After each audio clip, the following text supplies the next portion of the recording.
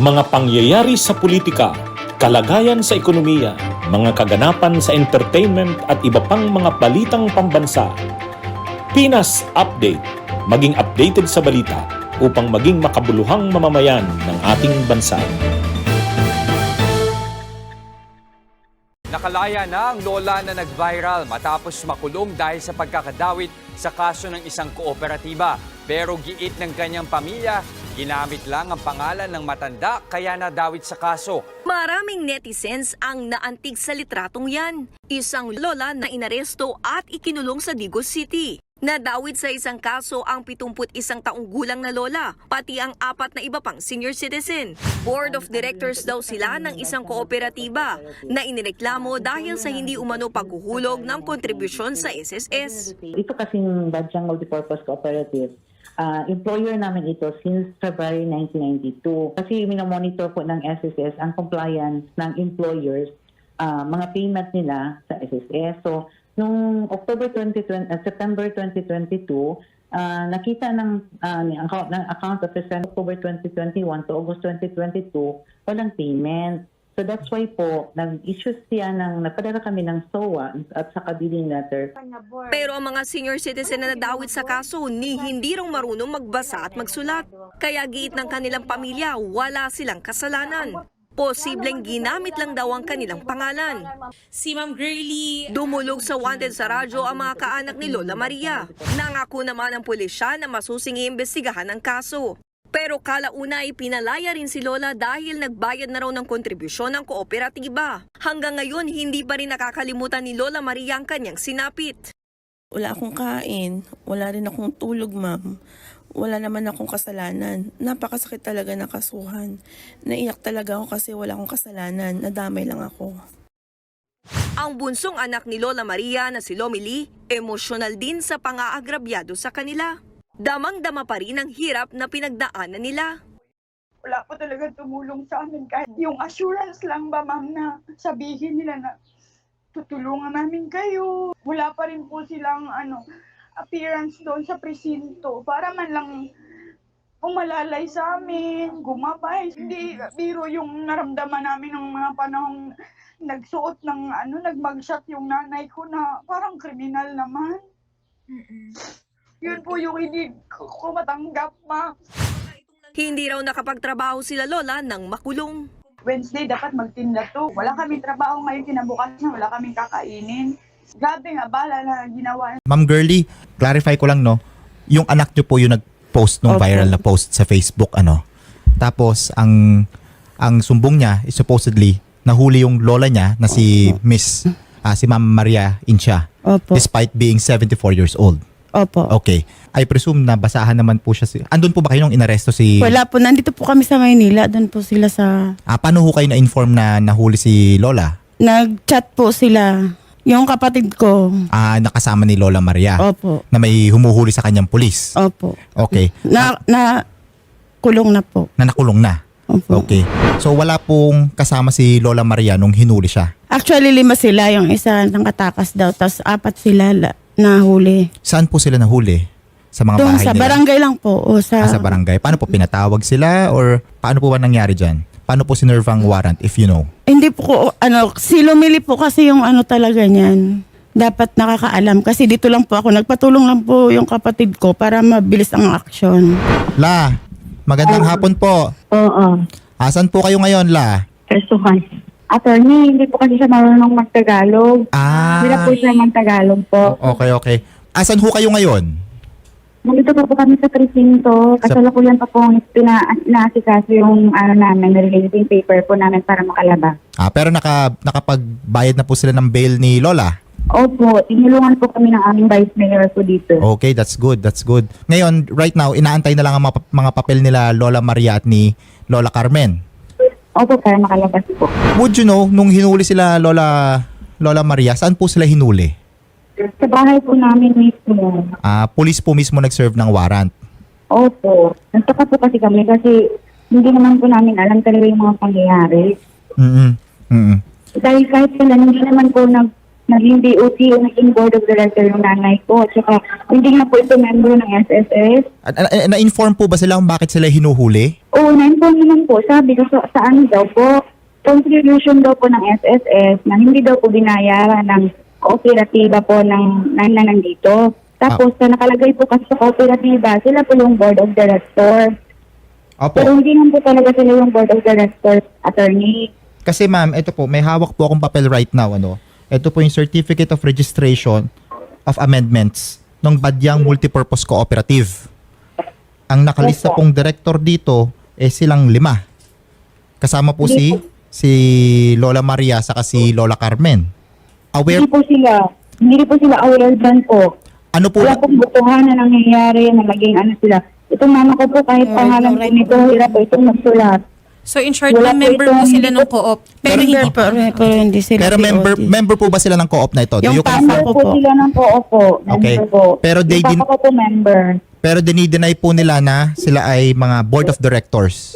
Hindi po talaga. Or hindi nila alam na board of directors sila. Hindi po talaga. Wala po talaga. Kasi somewhere Kahit po somehow, yung ma'am. cooperative po, yung cooperative po, tinanong po namin, hininga namin ng record kung paano nila nasabi na board of director po sila. Wala po silang makikitang record na naging board of director itong mga matatanda ang ginakit po.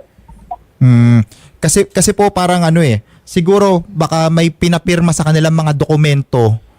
Kaya Wala rin po talaga. Wala rin po. Kahit po sa SSS, wala po silang pinirmahan na papers doon na sila talaga yung board of director.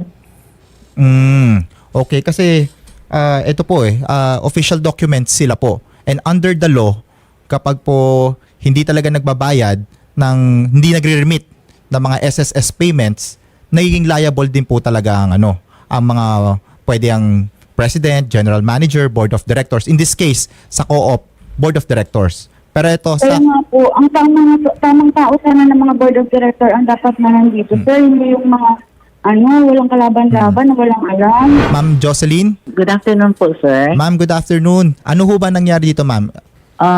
Ang nangyari kasi, merong unrelated. Ito kasing Badyang Multipurpose Cooperative.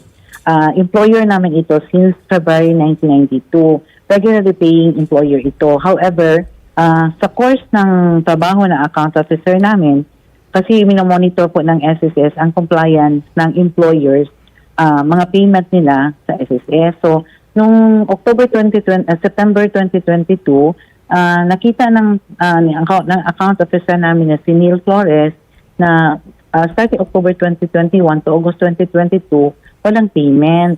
So that's why po, nag-issue siya nagpadala kami ng SOA at sa billing letter doon sa Badyang Multipurpose Cooperative. So, ang nag-receive pa nga nito is si Teresita Agosto. Ito is for Annabel Balili, yung employee na concerned doon. So natanggap po talaga nila, may mga proof kami na natanggap talaga, na-serve po talaga ito. Nagpunta dito yung taga Badyang Multipurpose Cooperative, pero lang po yung verbal na mga conversation, wala naman pong compliance. So despite sa follow-up, wala. So that's why nai-refer namin ito sa Cluster Legal Unit through sa Employer Delinquency Monitoring Department last February 28, 2022. May nag-file po ba ng complaint on behalf of the employees? Wala naman po. Wala. Okay. Because normal, po ito, course of action na ginagawa ng mga account officer namin. Apo. Yun talaga, part siya sa job. So, nang nai-refer siya, humingi ang namin yung EDMD, yung Employer Delinquency Monitoring Department, ng copy of yung Certificate of Registration of Amendment. Doon nga sa Cooperative Development Authority, CDA. So last kailan January 25, 2023. So nai-forward namin yan sa legal ng March 24, 2023. So may 3 months na nagdaan. Last July 4, 2023, ang case is na i-refer doon sa City Prosecutor's Office. So July 4, 2023 po. May sumagot po ba Wala po talaga. from Badyang? Pero naka-receive Wala po sila ng notice on from OIC, Yes from SSS Digos City? Yes, meron po. Okay. Ilang beses po yan. Kasi from us, galing pa sa amin, sir, nagpadala kami ng bidding letter, then na-forward namin sa EDMD, yung aming Employer Monitoring, Delinquency Monitoring Department, nagpadala ng demand letter sila, yet wala pa din compliance. So that's why, nai-refer po talaga ito sa City Prosecutor's Office. Prior to this, yung period na sinasabi po nila, yung subject of the complaint, compliant naman po ang Badyang? Compliant Yes po, compliant po sila. So, That's why hindi to bago, sir. Hindi to bagong nag-visit kami yung mga mapping operation na ginagawa namin. Hindi ito bago. So existing employer sila, may remittance sila na employee. That's why sa course ng work ng account officer nga, nakita talaga na walang payment. So part din ng trabaho namin na kailangan talaga sila magbayad. So the moment po na i-forward namin doon sa cluster legal unit namin, o hindi kami nag-pinpoint kung sino ang kailangan na i-recommend kami for sino ang dapat kasuhan. We only forwarded yung recommendation na hindi talaga ito sila nagbayad. Magpa-issue kami ng demand letter para doon sa Badyang Multipurpose Cooperative without mentioning kung sino talaga ang dapat na managot doon. Apo. Considering po sa sinabi mo kanina na kasi ito is cooperative, in this case cooperative, board of directors talaga ang liable nito. So happen na dito sa nakuha na record ng from CBA, board of directors talaga, as you mentioned kanina, sila si Ma'am Maria Incia, yung iba pa, si Ma'am Carmen Lapot na nandyan ngayon, at saka Apo. yung nahuli na po na si... Pero wala pong investigation as to who is, sino talaga nagpapatakbo right now ng Badyang Multipurpose, the president, the general manager. On our part po, dito sa Ligos, may office kasi sila, may physical sila, so doon binibigay ng account officer. So ang investigation nangyari na doon sa, yung sabi ko nga, nang na-refer namin sa cluster legal unit namin, doon na kinuha kung sino ang mga board of directors of the cooperative. So yun nakuha ang mga pangalan nila. I think there's a desistance already. Nagbayad po. May settlement na ginawa. Na-settled na. Okay. Kahapon po. Nag-settle po sila kahapon yung Badyang nagbayad Multipurpose na sila. Cooperative. Oo. Kasi pero, alam nila. Nasa presuhan na yung mga board of directors na naka-indicate dito sa CDE certification. Okay. So, nagbayad sila. Pagkatapos, on that day, kaagad, sir, pagkahapon, naka-issue kami ng affidavit of desistance. Okay. Kasi nga, na-satisfy na yung part of yung sa civil na part, civil aspect ng case, na-settle na. Kaya, nag-recommend kami for dismissal of the case through the affidavit of desistance.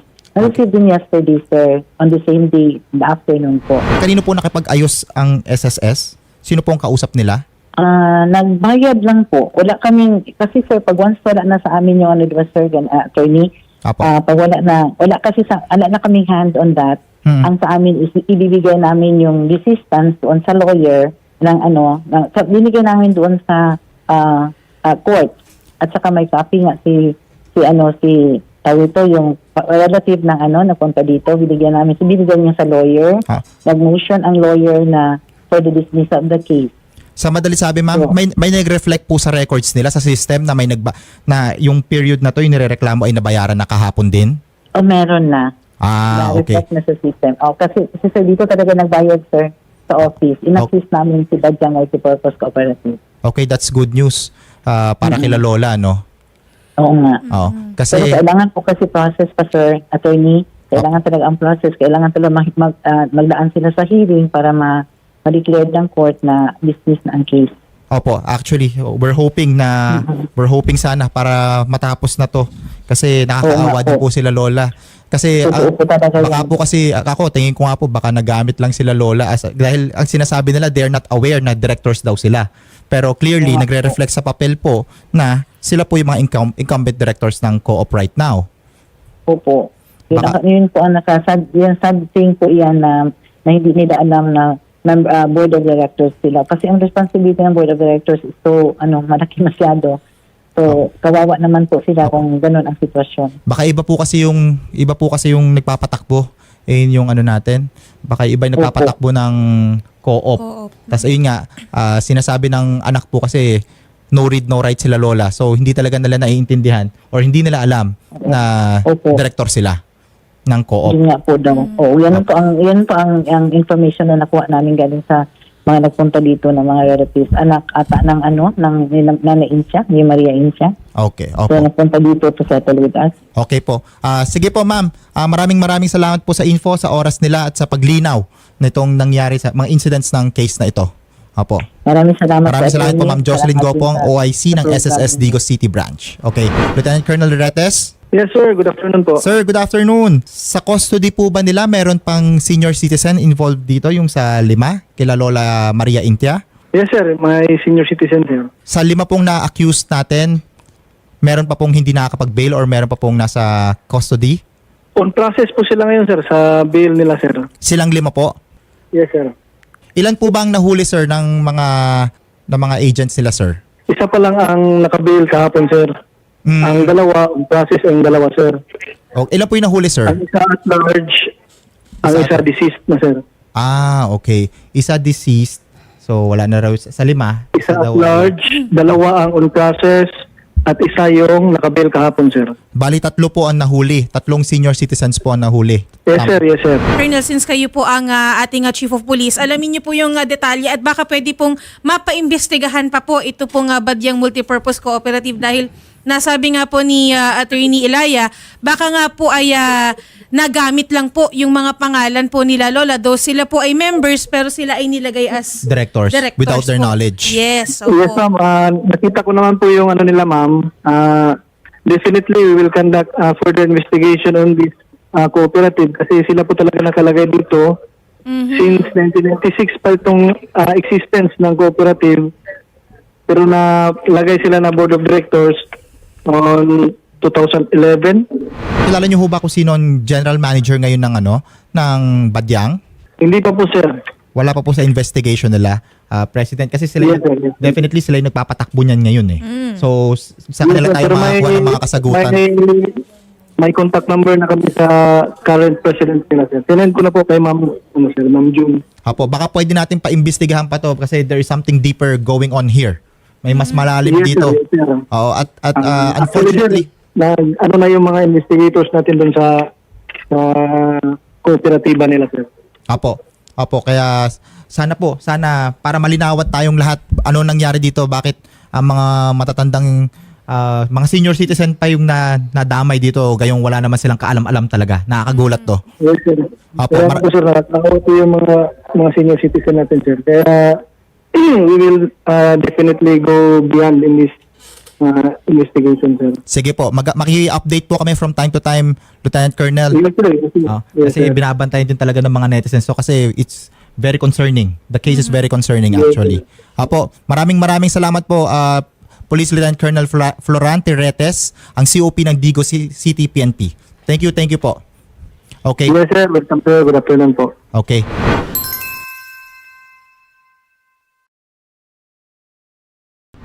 Vice Mayor, magandang Sir, yes, hapon sir. po. Yes, good afternoon. Vice, balita ko po kayo ay tumulong sa ating mga lola. Yes po. Apo, maraming salamat po sa assistance nila, sir. Yes po, walang anuman po. Apo, asaan na po ba tayo sa processing nila lola with regard to their bail? Okay, actually, I helped them in my capacity as a private practitioner also, no? Kasi may office din tayo. So before the case went viral sa social media, I was contacted by somebody close to these to the four accused, particularly yung dalawang matanda, no? So, but since I was in Manila, I was attending the Legislative Awards. I instructed my staff to make arrangements, no? I-prepare muna while they were looking for the bail money kasi ang laki-laki, 72,000 individually, no? So times 4, and of course dalawa yung pinalola nga, no? Apo. So ang daming tumulong, no? It's not actually just me. Bale, pinunan ko na lang, kinumpleto na lang. Apo. But my main role talaga was to help them in the legal process because dami nating nalaman na hindi nila na-receive yung mga summons and subpoena. Apo. So parang we can already tie it down to the fact that probably hindi nga sila talaga mga members ng board. And Apo. hindi pinadala sa kanila kasi naka-address daw yung subpoena dun sa cooperative, no? And Apo. then kaya siguro hindi binigay sa kanila possibly, no, because hindi nga sila members ng board. So again, legal assistance ang binigay natin, and then of course sa bail na kinumpleto natin kasi ang dami naman talagang tumulong. Familiar po ba kayo dito sa co-op na ito? I am not very familiar, although from time to time, no, that same group of this, kasi community-based water cooperative ito eh. Apo. No, from time to time we are able to, they are mag-consult sila ng mga legal matters, but beyond that, especially in matters of their cooperation or incorporation, hindi natin alam, no? Wala tayong knowledge dyan. Apo, baka po pwedeng paimbestigahan natin itong Badyang Multipurpose Cooperative considering Vice na yan, parang nagagamit sila Lola eh. Kasi po they're claiming nga na yan, hindi nga sila hindi sila mga or hindi nila alam na kailanman naging director sila ng cooperative nila na yan. As far as they're concerned, members lang daw po sila. Yes. We are looking at that, no? Possible na pwedeng maimbestigahan ng council. But tingnan natin, no? I know that this co-op is serves its purpose talaga, no? Very alam ko na they are yung nagpo-provide ng water system, no, doon sa barangay. Again, hindi natin alam yung mga complexities nila as to kung sino yung mga directors. So pwede nating tingnan 'yon. But in fairness to the cooperative, I know them to be the water provider of Barangay Sinawidan.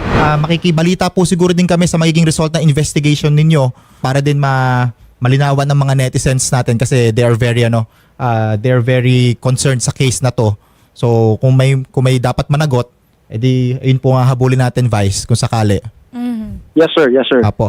Gayon man, maraming salamat po sa buong LGU ng Digos at sa inyo po, Vice Mayor, para sa pagtulong Yes, sa I'd ating like mga to lola. emphasize, no, ang daming tumulong, no. Again, ako as a lawyer, yun lang din ginawa ko. From the very beginning, nang nalaman namin na nadulog sa amin yan, I requested my legal staff to prepare, no, for the posting of bail while we were waiting pa, no, for yung mga tulong nga, no. And then just this afternoon, medyo konti na lang yung kulang, we completed it na. So we are waiting na anytime this afternoon or ngayon, baka makalaya na ang ating dalawang lola. Apo. Thank you po. Maraming salamat po, Okay, Vice Mayor thank you. Johari Banya ng Digos City. Mabuhay po kayo, sir. Pinas Update. Maging updated sa balita upang maging makabuluhang mamamayan ng ating bansa.